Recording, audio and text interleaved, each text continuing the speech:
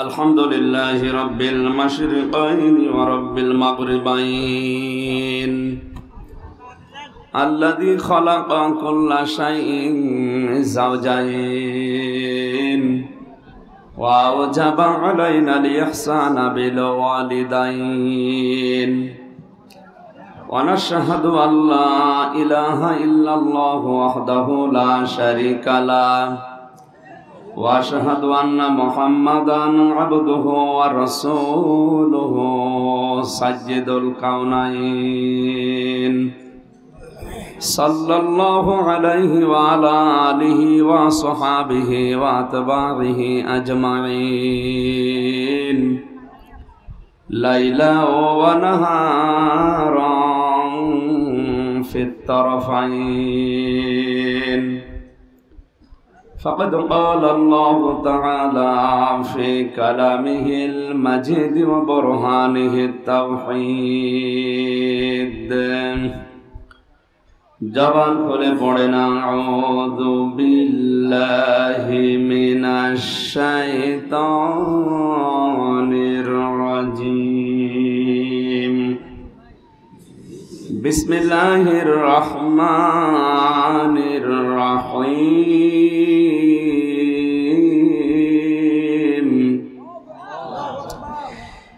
ইন্নাল মুসলিমিনা ওয়াল মুসলিমাতি ওয়াল মুমিনিনা ওয়াল মুমিনাত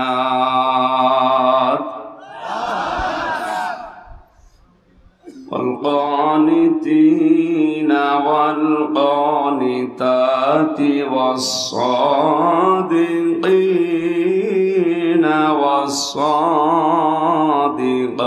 والصادقات والصابرين والصابرات والخاشعين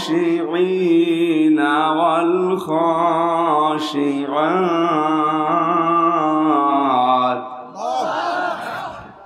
والمتصدقين والمتصدقات والصائمين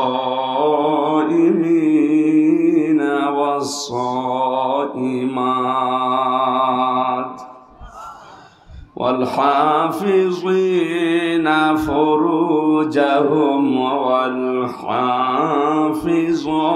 والحافظات والذاكرين الله كثيرا والذاكرات أعد الله لهم مغفرة وأجرا عظيما صدقت يا ربنا মহান রব্বুল ইজ্জাত আল জালালের দরবারে শুকরিয়া জানাচ্ছি যিনি আমাদের সুস্থ রেখেছেন। বিজ্ঞান এখন প্রমাণ করছে মানুষের এই মুখ দিয়ে কয়েক ইঞ্চি জায়গা, এখান থেকে এক একটা কথা তৈরি হতে 27টা স্তর পার করা লাগে। আল্লাহ যে আমাদের এখনো কথা বলার মতো শক্তি, ওই যোগ্যতা ঠিক রেখেছেন, খুশি হয়ে বলছে আলহামদুলিল্লাহ। পৃথিবীতে যত দয়া আল্লাহর আছে, সবচাইতে বড় দয়ার প্রমাণ হচ্ছে কোরআনে কারিম দেওয়া, এরপরে মানুষকে কথা বলার যোগ্যতা দেওয়া, এটা আল্লাহর বড় নিয়ামত।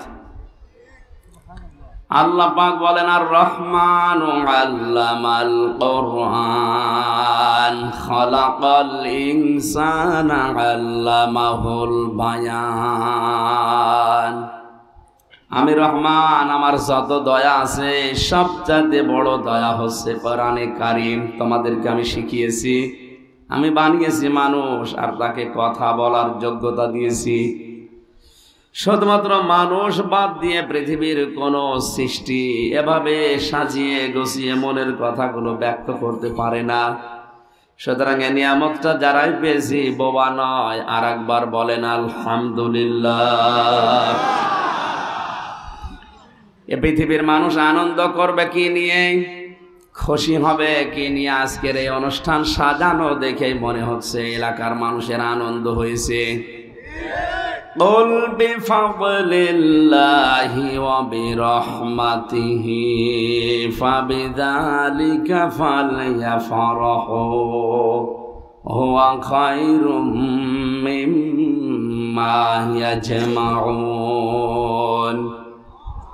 খুব খেয়াল করে শুনবেন, আল্লাহ পাক বলেন পৃথিবীর মানুষকে আপনি বলেন তোমরা যা পেয়ে আনন্দ করো, খুশি হও, উল্লাস করো। সব চাইতে দামি সম্পদ আল্লাহর কাছে কোরআনে কারীম। এইটা যারা গেইন করতে পেরেছে, অ্যাচিভ করতে পেরেছে, যারা অর্জন করতে পেরেছে, তামাম দুনিয়া যদি কেউ পেয়ে আনন্দ করে তার তুলনায় আল্লাহর কাছে কোরআন শ্রেষ্ঠ। এ কথা বলার অর্থ হচ্ছে কোরআনের সাথে যে জিনিসের সম্পর্ক ওইটা নিয়ে মুসলমানেরা আনন্দ করতে পারে, কোরআনের সাথে যার সম্পর্ক নেই ওই জিনিস নিয়ে মুসলমানের আনন্দ করা জায়েজ নেই। এই যে কয়েকদিন আগে একটা দিবস চলে গেল, বিশ্ব বিহায়া দিবস, এটা নিয়ে যারা আনন্দ করেছেন ওর সাথে কোরআনের সম্পর্ক আছে? হ্যাঁ, ওই ভালোবাসাকে যদি মাকে দেয়, তার বোনকে দেয়, তার স্ত্রীকে দেয়, সন্তানকে দেয়, এটা জায়েজ আছে। স্ত্রী হওয়ার আগে যদি কেউ ভালোবাসা বিলোপন করে ওটা প্রকাশ্য হারাম। শয়তানের 27টা কর্মসূচি আমি পেয়েছি কোরআনে কারিমে। ওর 1 নাম্বার কর্মসূচি হচ্ছে অপচয় করা। ও অপচয় করতে ভালোবাসে। কোরআনে কারিমে আল্লাহ জানিয়েছেন ইন্নাল মুবাদ্দিরিনা কানু ইখওয়ানাশ শায়াতিন ওয়া কানাশ শাইতানু লিরাব্বিহি কাফুরা। অবশ্যই পৃথিবীতে যারা অপচয় করে এরা শয়তানের ভাই। কোরআন পড়ে আপনি কোন জায়গায় শয়তানের ভাই এই কাজ করলে কথা পাবেন না। শুধু একটাই কথা, যারা অপচয় করে তাদেরকে আল্লাহ শয়তানের ভাই বলে আখ্যা দিয়েছেন।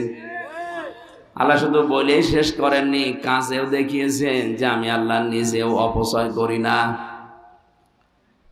এই যে আশপাশে অনেকেই বিড়ি খেয়ে বেড়াচ্ছে, এটা অপচয় না? ওই যে বিড়ি যে খাচ্ছে এদিকে তাকাচ্ছে, লোকের বুদ্ধি আছে।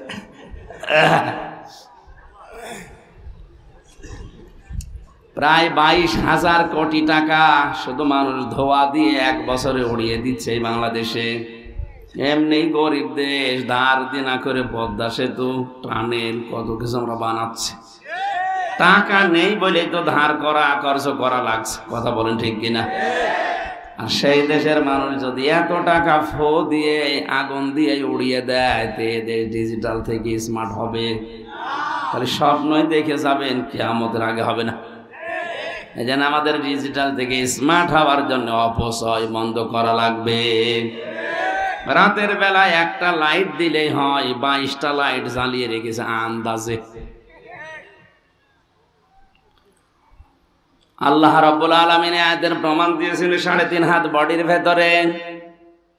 বিজ্ঞান এখন দেখতে পেয়েছে আয়াতটা নিয়ে যে মানুষ যত খাবার খায়, এই খাবারগুলো হজম করার জন্য একটা রস লাগে, পিত্ত রস।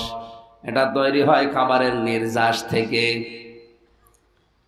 এ ফোঁটা ফোঁটা করে ওই রসগুলো পড়তে থাকে খাদ্যের উপরে, তখন খাবারগুলো তাড়াতাড়ি হজম হয়ে যায়। এটা এত দামি জিনিস, যতক্ষণ পর্যন্ত খাবার আপনার পেটে আছে ততক্ষণ ওই রস পড়তেই থাকবে। খাবার যখন থাকবে না, আপনার পেট খালি থাকবে, ওই মুখটা অটোমেটিক বন্ধ হয়ে যাবে।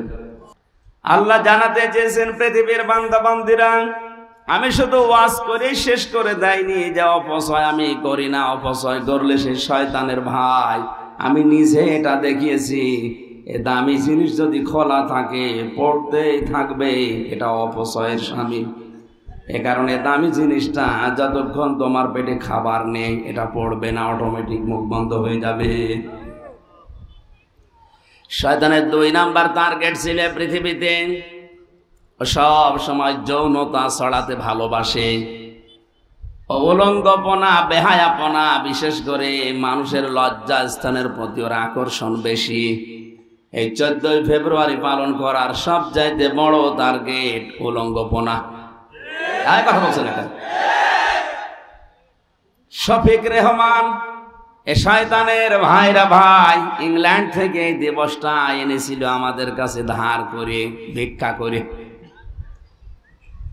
অথচ এই দিনে হয়তো আপনারা ইসলামী মাইন্ডের লোক এজন্য টের পাচ্ছেন না। কলেজ বিশ্ববিদ্যালয়ের দিকে তাকান, এদিনে সে কত মানুষ তার ইজ্জত হারিয়েছে, ফেরেশতারাও লিখে শেষ করতে পারছে না। এই জন্য আমাদের সাবধান হওয়া লাগবে। শয়তান কিন্তু জান্নাত থেকে হযরতে আদম এবং হাওয়াকে বের করে দেবে উদ্দেশ্য তার ছিল না। এইদিকে তাকান, আমি যতগুলো তাফসীর পড়েছি মুফাসসিরিন ইকরাম লিখেছেন জান্নাত থেকে শয়তান আদম এবং হাওয়াকে বের করে দেবে উদ্দেশ্য তার ছিল না। ওর উদ্দেশ্য ছিল কি করে এদের লজ্জা স্থান দেখা যায়। এই জন্য শয়তান হচ্ছে যৌনবাদী। আসতে পারে।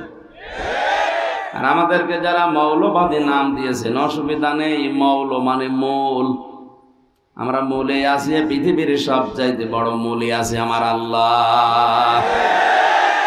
আল্লাহকে যারা ধরে রাখে, তার কোরআন যারা আঁকড়িয়ে ধরে, তাদেরকে ওনারা মৌলবাদী বলে। আমরা উল্টা উল্টা নাম দিয়ে বলবো আপনারা যৌনবাদী। এই যে বেহায়াপনা, উলঙ্গপনা, যৌনতা ছড়াতে ভালোবাসে শয়তান।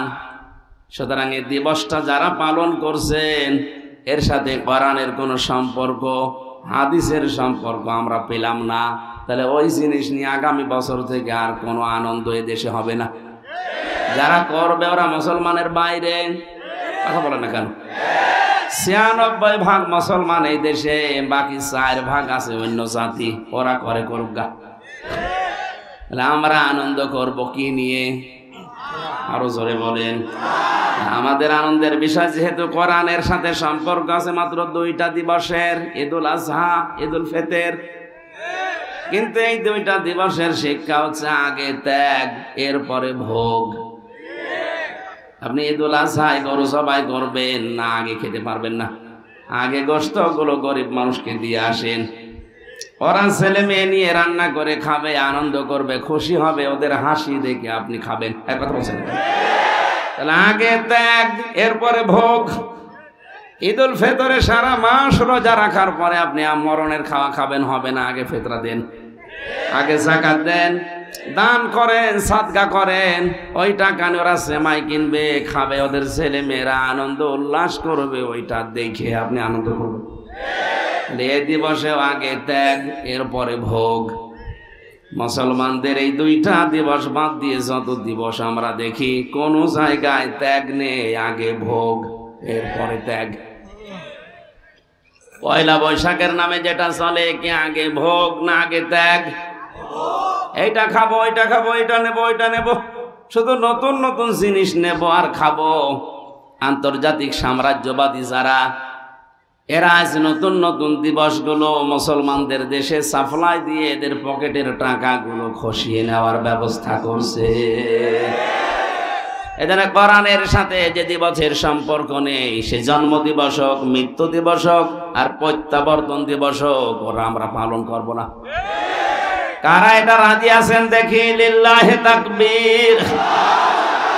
আন্দাজে হাত তোলা না। এরপরেও যদি বাবার জন্মদিন, মৃত্যুদিন পালন করেন, আপনার খবর আছে না? আন্দাজে হাত তুলে বলে ফেললেন। জন্মদিন মৃত্যুদিন হলেও তো একটা মানা যায়, কে কোন ছাতা, কোন দিন কোন দেশ থেকে এসেছে তারও দিবস চলছে। এভাবে করতে করতে যদি সবই দিবস হয়ে যায়, আমরা কোন দিন কি করব বলেন? যে আজকের এই দিনের সাথে সম্পর্ক, এই যে সুন্দর আয়োজন, এটার সাথে সম্পর্ক কিসের? কোরআনে কারিমের আলোচনা বাদ দিয়ে যদি বলা হতো এখানে মমতাদের ড্যান্স হবে, নাচ হবে, গান হবে, আপনারা আসতেন? আসতো। ওই ক্লাস আলাদা আছে। ওখানে যায় যারা থার্ড ক্লাস মানুষ, তারা সেকেন্ড ক্লাসও না। চরিত্র বলতে যাদের সেটা ফোটাও বাকি থাকে না, তার ওরকম উলঙ্গপনা নাচ দেখতে যায়। আমাদের চরিত্র শুধু না, আমাদের সবচাইতে বড় দামি জিনিস ঈমান আছে। এজন্য কোনো মুসলমান এরকম অলঙ্গপনা, ব্যয়াপনা, যৌনতা ছড়ায় এরকম জায়গায় আর যেতে যাবেন। এরপরও ওয়াজ যেখানে শুনবেন ওখানে একেবারে ইঁদুরের বিষ খাওয়ার মতো ব্রেক করে ফেলবেন। আল্লাহ যেন আমাদেরকে আজকের মাহফিলটা কবুল করেন, বলেন আমিন। দরুদ আর সালাম পড়ছি আমাদের নবী মুহাম্মদ রাসূলুল্লাহ সাল্লাল্লাহু আলাইহি ওয়াসাল্লামের প্রতি।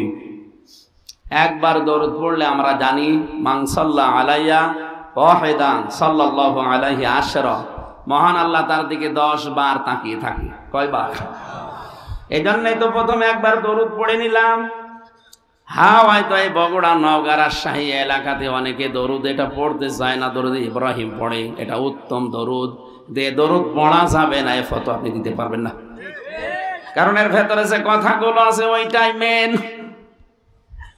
আপনি এখানে বসে এক বাক্যে জবাব দিয়েছেন আল্লাহুম্মা সাল্লি আলা, হে আল্লাহ তুমি রহমত নাজিল করো আলা মুহাম্মদ, মুহাম্মদের উপরে। আল্লাহ যেন ছাত্রের মতো আমাদের জিজ্ঞাসা করছে তোমরা যে কামনা করলে যে রহমত নাজিল করো মুহাম্মদের উপরে, কে এই লোকটা কে? আমরা যেন সবাই স্বতঃস্ফূর্ত ভাবে জবাব দিয়েছি সাইয়্যিদিনা মুহাম্মদ, আমাদের নেতা। এই কথা বলা লাগবে। আমরা কিন্তু কেউ বলি না তিনি আমাদের আবি, আমাদের বাবা, না। কেউ আমরা এই কথা বলি নাই তিনি আমাদের চাচা, তিনি আমার ভাতিজা, তিনি আমার সন্তান, এই জন্য আপনি দয়া করেন না। এক বাক্যে সবাই জবাব দিয়েছে। আপনার রাজনৈতিক ভাবে আদর্শ আপনার আলাদা থাকতেই পারে, কিয়ামতে নবীর সুপারিশ ছাড়া জান্নাত পাবেন না, এটা বিশ্বাস করেন তো? এক কথা বলা লাগবে, বিশ্বাস করেন? এই বিশ্বাসের কারণে আমরা সবাই বললাম সাইয়্যিদিনা, হে আল্লাহ তুমি রহমত নাজিল করো ওই মুহাম্মদের উপরে যিনি আমাদের নেতা। সূক্ষ্মভাবে একটা কথা বলছি, খেয়াল করেন আলেম যারা আছেন, হযরতে আদম থেকে কিয়ামত পর্যন্ত যত মানুষ আসবে কোন মানুষকে আল্লাহ নেতা বলে ডাক দেননি। সমগ্র মুহাম্মদ রাসূলুল্লাহকে আল্লাহ নিজে বলেছেন ইয়াসিন, হে নেতা। হে কি? হে নেতা। আল্লাহর ঘোষিত নেতা পৃথিবীতে একজনই। এখানে আয়াতের তাফসীর পড়তে গিয়ে দেখেছি পৃথিবীতে কিয়ামত পর্যন্ত যদি মুসা নবী, ঈসা নবীও আসে আর মুহাম্মদ রাসূলুল্লাহকে তার নেতৃত্ব বাদ দিয়ে কেউ যদি মুসা নবীকেও গ্রহণ করে ও জাহান্নামে যাবে। এই কথা বলা লাগবে। আপনি কি বুঝে শুনে হ্যাঁ বলছেন? টের পাচ্ছেন ও কথার ওজন কত? মুসা নবীর মতো এত বড় পাওয়ারফুল নবী যিনি আল্লাহর সাথে কথা বলতেন, হযরতে ঈসা যাকে রূহুল্লাহ বলা হয়, আল্লাহর সৎকারে দুনিয়ায় এসেছেন, এত বড় পাওয়ারফুল নবীগুলো যদি দুনিয়ায় কোনোদিন আসে আর মুহাম্মদ রাসূলুল্লাহর আদর্শ বাদ দিয়ে কেউ যদি ওইদিকে দৌড়ায়, আল্লাহর নবী বলেন নিশ্চিত সে জাহান্নামী। বগুড়াবাসী এখনো কি আপনার মাথা খোলে না? এত বড় নবীরা তাদেরকে যদি মেনে নিলে জাহান্নামে যাওয়া লাগে এখন, তাহলে বিশ্ব নবী বাদ দিয়ে আজ যারা অন্য কাউকে আদর্শ মেনে রাজনীতি করছে, সরাসরি ফতোয়া দিলাম আপনি জাহান্নামী। আর কারো লাগবে না, কারণ ইয়াসিন শব্দের 5টা অর্থ আছে তাফসিরে কাবিরে। সিন মানে সাজ্জিদুল আলামিন, সিন মানে সাজ্জিদুল কাউনাইন, সিন মানে সাজ্জিদুল আম্বিয়া, সিন মানে সাজ্জিদুল মুরসালিন। 1 ঘন্টা কথা বললে আমি কমপক্ষে 20 ঘন্টা ওই আয়াতের উপরে দেখে আসি। যত তথ্য আছে সব ডেলিভারি দিতে গেলে হয়তো অনেক সময় লাগবে, এখানে তাড়াতাড়ি করছি। আলেম যারা আছে তারাই বুঝলে হবে সিন শব্দের শাব্দিক অর্থ সাজ্জেদ। সিন মানে কি? সাইয়্যেদ মানেই নেতা। সবাই মিলে আমরা রহমত কামনা করলাম, দয়া কামনা করলাম যার উপরে, তিনি সাধারণ মানুষ না, তিনি আমাদের আরো জোরে। এজন্য নেতৃত্বের গুণাবলী এটা আলাদা জিনিস। যে ব্যক্তি নেতা হয়ে মানুষের অধিকার নষ্ট করে তার জন্য নেতা হওয়া রাজনীতি করা জায়েজ নেই। এটা তো আমি বানালাম না, মানে কোথায় আছে বলে? কোরআনে তো কোন জায়গায়?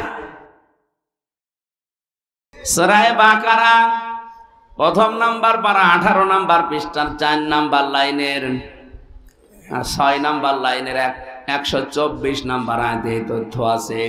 হযরত ইব্রাহিমকে আল্লাহ জাতির নেতা বানিয়েছিলেন, জাতি না মানুষের নেতা, ইমাম বানিয়ে দিয়েছিলেন। তিনি সঙ্গে সঙ্গে ওই দিন আল্লাহকে জানিয়েছেন, আল্লাহ নেতা হওয়ার যোগ্যতা কি শুধু আমাকেই দিলে?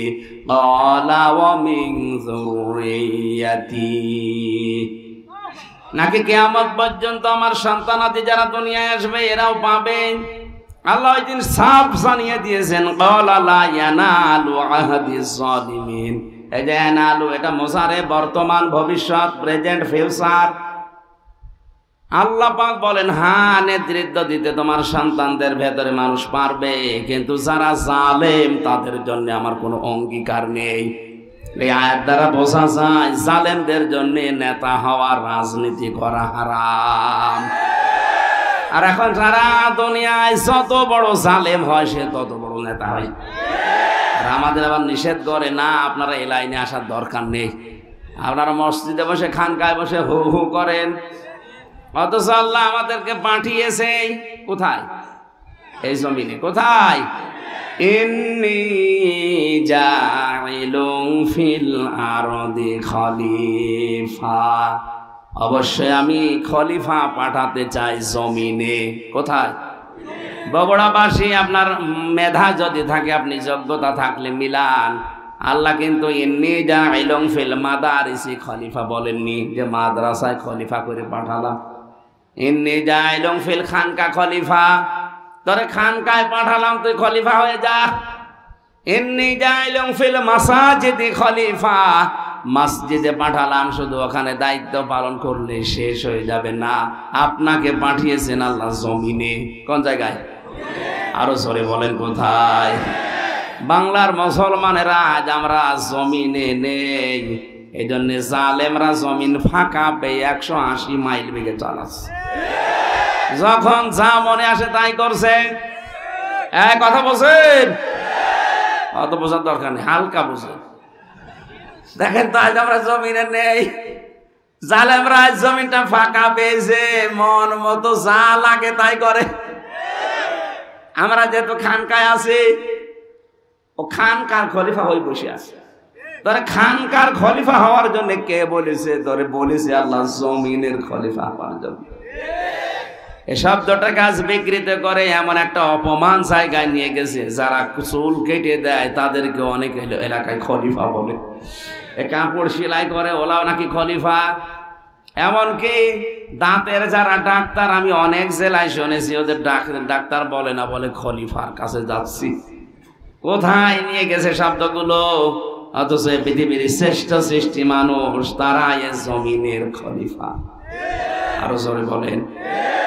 আল্লাহ আমাদেরকে সাজিয়ে দেনা হিসাবে বিশ্ব নবীকে মানার তৌফিক দিন। 2 নম্বরে আল্লাহ বলছেন, আর কি পরিচয় তার? আপনি বললেন মাওলানা। মাওলানা মানে আমির হামজা। হ্যাঁ, কি মাওলানা মানে গাইডলাইন দাতা, অভিভাবক, পথ প্রদর্শক। তার দেখানো পথ বাদ দিয়া যারা মাওলানা হিসাবে, অভিভাবক হিসাবে অন্য কাউকে গ্রহণ করেছেন, আপনি নিশ্চিত থাকেন জাহান্নামী। আল্লাহর নবী পথ দেখিয়েছেন, লা তাত্তাখিযুল কুবুর মাসাজিদা, কবরকে মসজিদের মতো সেজদার জায়গা বানিও না। এই হাদিস তো আমি বানালাম নাকি? এই বলেন না কেন?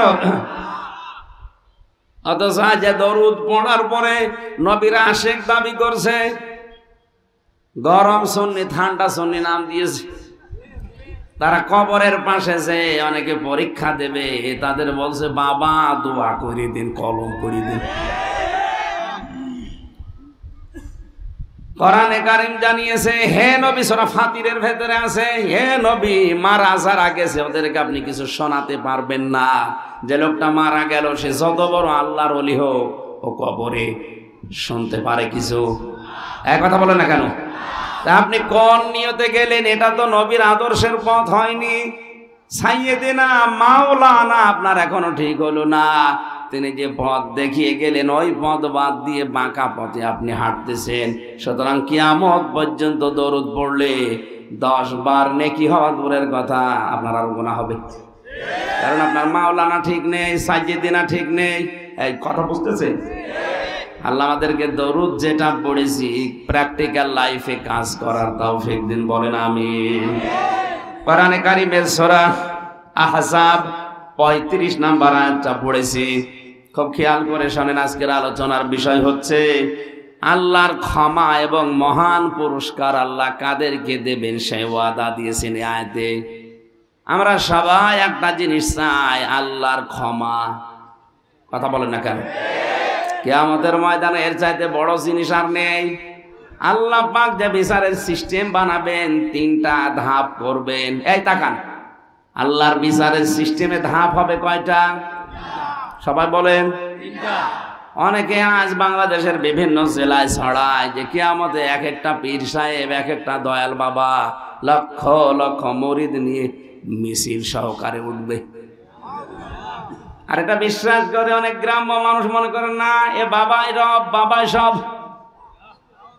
অথচ কিয়ামতে কথাটা পুরা মিথ্যা কথা, কোরআনের সাথে সাংঘর্ষিক। সূরা মরিয়ম 95 নম্বর আয়াত, ওয়াকুল্লুহুম আতিহি ইয়াউমাল কিয়ামাতি ফারদা। আল্লাহ পাক বলেন কিয়ামতে প্রতিটি মানুষ আমার সামনে দাঁড়াবে স্রেফ একা একা। কয়জন করে? বলেন বলেন। তাহলে যারা বলে কিয়ামতে মিছিল সহকারে পীর সাহেব আসবে, আয়াতের সাথে মিল আছে? আছে না, ফোটা পড়ের মিথ্যা। হ্যাঁ, আয়াতের দ্বিতীয় সিস্টেমে ধাপ যেটা আল্লাহ বানাবে, তখন আর আপনাকে এবার একা ডাকবে না, এবার ডাকবে আপনার নেতার সাথে। ইয়াওমা নাদউ কুল্লা উনাসিম বিইমামিহিম ইলা আখিরি আয়াত। সূরা বনী ইসরাঈল 82 নম্বর আয়াতের 72 নম্বর আয়াতের প্রথম অংশে আছে আল্লাহ পাক বলেন কিয়ামতের ময়দানে প্রতিটি মানুষকে আমি আল্লাহ ডাক দেব আমার কাছে বিচার করার জন্য তার নেতার সাথে। এবার আগে নেতাকে, এরপরে কর্মীকে। আপনি একটু ভাবেন তো, আপনি যার পেছনে চলেন, যে নেতাকে মেনে চলেন, আপনি যে দল করেন করেন, আমি নিষেধ করছি না। এই আয়াতটার সাথে মিলান কেন? এই আয়াতটা বিশ্বাস করেন তো? হ্যাঁ করেন। কিয়ামতের দিন আপনাকে এবার দ্বিতীয় ধাপে কিন্তু আর একা ডাকবে না, এবার ডাকবে আপনার নেতার সাথে। আগে নেতা, এরপরে কর্মী। আপনার বিবেক কি বলে? আপনি যার পেছনে আছেন ওকে যদি আল্লাহ দেখে, আল্লাহর আগে রাগ হবে। এ কথা বলেন না কেন? কারণ তার মাথা থেকে পা পর্যন্ত সুন্নতের কোনো বালাই নেই। আর আপনি তার পেছনে স্লোগান দিয়েছিলেন, আমার নেতার চরিত্র ফুলের মতো পবিত্র, নামাজ পড়ে না এক ওয়াক্ত। এরকম নেতার পেছনে যারা আছেন, বিবেক দিয়ে ভেবে বাড়ি যান, আমার উপর রাগ না করে। যা আপনি কিন্তু নিজেই বললেন যে ওর দিকে তাকালে আল্লাহ মাফ করবে না, আপনি তাহলে ধরা খাবেন। এরকম ধরা খাবেন মনে হচ্ছে কারা? হাত তোলেন তো। ওই এলাকায় মনে হয় এরকম লোক নেই, আলহামদুলিল্লাহ ভালো মানুষ। নেতা ঠিক করে ফেলেছে। এমন কোন মানুষের পেছনে স্লোগান দেওয়া যাবে না যে মানুষকে আল্লাহ কিয়ামতে দেখলে আল্লাহর আগেই রাগ হয়ে যাবে, আমার পর্যন্ত আশা লাগবে না। অনেকেই মনে মনে ভাবে আমি নামাজ পড়ি, রোজা রাখি, আমার বউ পর্দায় থাকে, আমার ব্যবসা হালাল, একটু নাই সাপোর্ট করি, এতে কি? এতে কি? এতে কি আপনি বোঝেন? সূরা আরাফ 8 নম্বর পারার 20 নম্বর পৃষ্ঠার 3 নম্বর লাইনের 83 নম্বর আয়াতটা খোলেন। ফাংজাইনাহু ওয়া আহলাহু ইল্লা মারআতা কানাত মিনাল গাবিরিন। জেলখানায় থাকতে এটা আমার আরো পরিষ্কার হয়েছে বেশি। তাফসিরে ফি জিলালিল কোরআনের ভেতরে তথ্য আছে। আল্লাহ পাক বলেন ফেরেশতা 2 জনকে পাঠালাম। আসরের সময় লোত নবীর কাছে এসে বলে, আল্লাহর নবী, আপনার জাতি সমকামিতায় লিপ্ত হয়েছে। পুরুষে পুরুষেরা বিয়ে করে, নারীতে নারীতে বিয়ে করে। এটা যেটা বাংলাদেশে অনেকে চালানোর জন্য বিভিন্ন কায়দায় চেষ্টা চালাচ্ছে। এই যে শরীফ থেকে শরীফার যে গল্প সেবেনে, এটা কিন্তু এই লাইনে যাচ্ছে। সকালবেলা লোকটা বলছে আমি শরীফ, বিকালে বলছে না আমার শরীফা শরীফা লাগছে। শরীফা লাগলেই তো হবে না, এতটুকু লেগে যদি থাকতো কিছুক্ষণ পরে বলবো আমি যেহেতু শরীফা তাহলে আমার মহিলা হোস্টেলে সিট দেন, আর আমি যেহেতু শরীফা আমার ভাবের কাছে থাকতে দেন। যে মহিলা হোস্টেল আপনার মেয়ে আছে, আপনার বোন আছে, আপনার ফুফু আছে, কথা বলেন। এ লোকটা যতই শরীফা দাবি করুক, মাল কি? মাল কি? যেই মহিলা হোস্টেলে আপনার মেয়ে, আপনার বোন, আপনার ফুফু আছে, ও মাল যতই বলুক আমি শরীফা, অত আসল জিনিস শরীফ। ওখানে থাকলে আগামী 10 বছরে জারজ দিয়ে দেশ ভরে যাবে। আর এটা যদি একবার হাইকোর্টে কায়েম করে ফেলতে পারে, আপনি তখন কিছু বলতেও পারবেন না, বললে আপনার বিরুদ্ধে মামলা হবে। কোন দিকে যাচ্ছে এই কথাগুলো তুলে ধরলে তখন বাতিল আর রাম আর বামরা বলে এ বুঝে ফেলিস, এরা আগে আটকা। এই কারণেই তো 3 বছর আপনি আটকিয়ে রাখলেন। তাছাড়া আমি আপনার মেয়ের দিকে তাকিয়েছি, আমার জীবনে চুরির অপরাধ আছে, ডাকাতি আছে, টাকা পাচার করা আছে। আপনি নিজের বিবেক থেকে বলেন আপনি কোন অপরাধে আমাদের রাখলেন 3 বছর?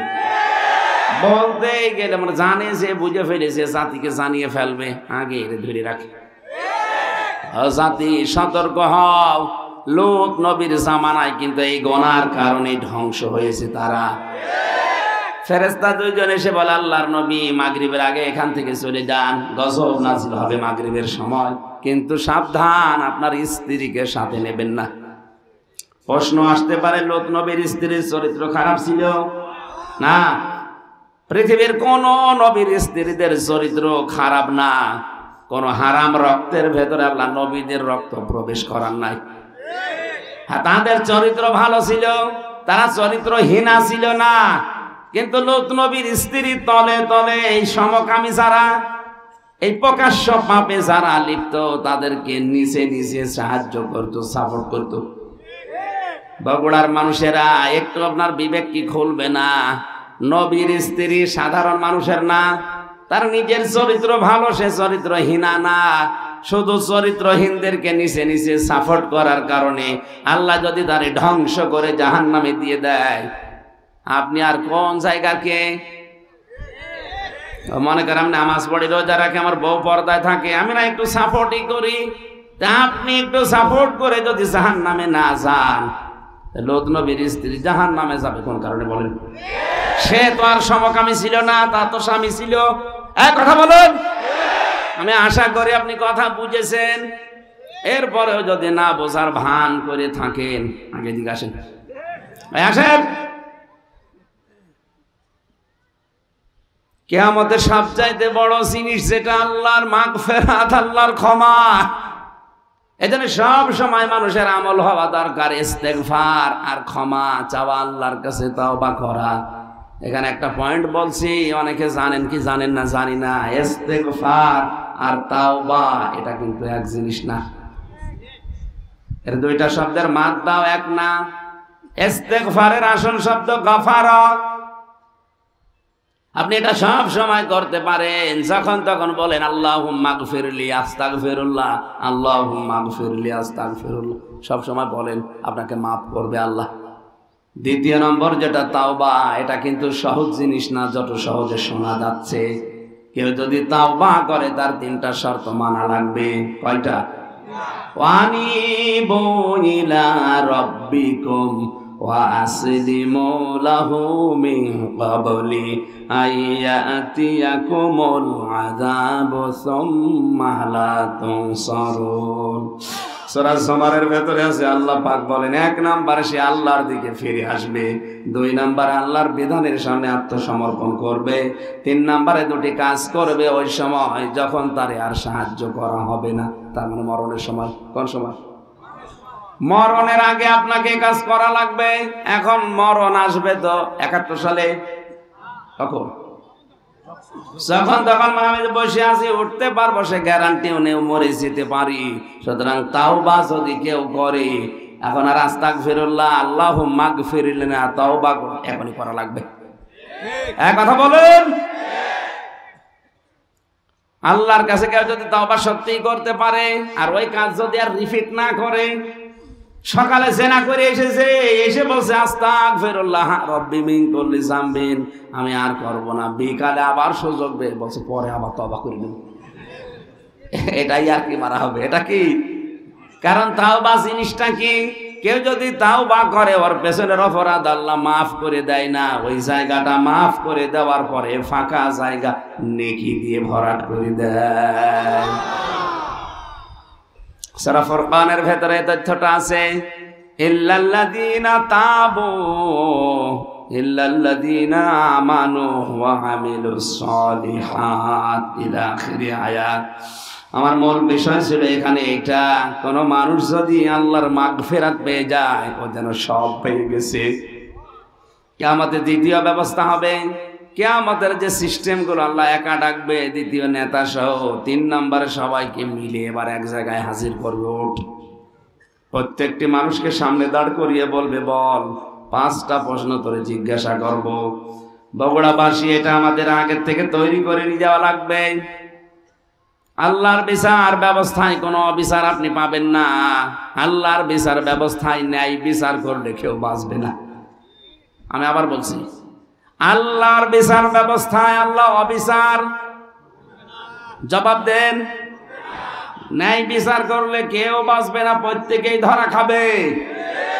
কেমন হয়ে গেল, উনি অবিচারও করেন না, ন্যায় বিচার করলেও কেউ বাঁচবো না, তো করবেন কি? একটা পদ্ধতি আছে, আল্লাহ যদি কাউকে মাফ করে দেয়, এইটা আসল পদ্ধতি। এই জন্য কাবা শরীফ যারা তাওয়াফ করে 6টা চক্করে আল্লাহকে বলা লাগে, আল্লাহুম্মা ইন্না আলাইয়া হুকুকান ফীমা বাইনি ওয়া বাইনিকা। হে আল্লাহ, তোমার ঘর কাবায় এসেছি, তুমি আমাকে বান্দা হিসাবে অনেক কিছু দিয়েছো, তুমি যে আমার রব এই হিসাবে আমি কিছু দিতে পারিনি। একটাই আমার পুঁজি আছে, তুমি আমারে মাফ করে দাও। যেন আল্লাহর মাগফিরাত এটা বড় জিনিস। কেউ যদি মাগফিরাত পেয়ে যায়, আল্লাহ বলেছেন আজরান আযীমা, তার জন্য আমি আল্লাহ মহান পুরস্কার, তার মানে জান্নাত যে বাগান, এটা তার জন্য রেখে দিয়েছি। তাহলে আল্লাহর মাগফিরাত আর আল্লাহর বড় নিয়ামত যেটা আজর জান্নাত, এটা পাওয়ার জন্য 10 প্রকার মানুষের নাম আয়াতে আছে। সূরা আহজাব 35 নম্বর আয়াত। দেখেন তো আমরা 10 প্রকারের কোন প্রকারে আছি কিনা, না শেষ করে দেব? থাকবেন?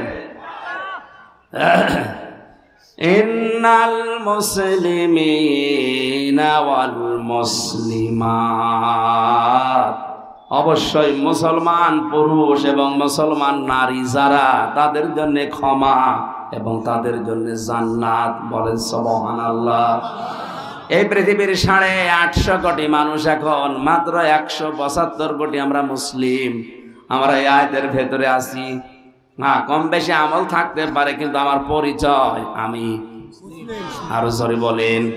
এটা যে কত বড় নিয়ামত আপনি এখন টের পাচ্ছেন না, কারণ এই নামটা আল্লাহ নিজে সরাসরি দিয়েছেন, অথবা আমাদের জাতির পিতা যাকে আমরা স্বীকার করি হযরত ইব্রাহিম নবী দিয়েছেন।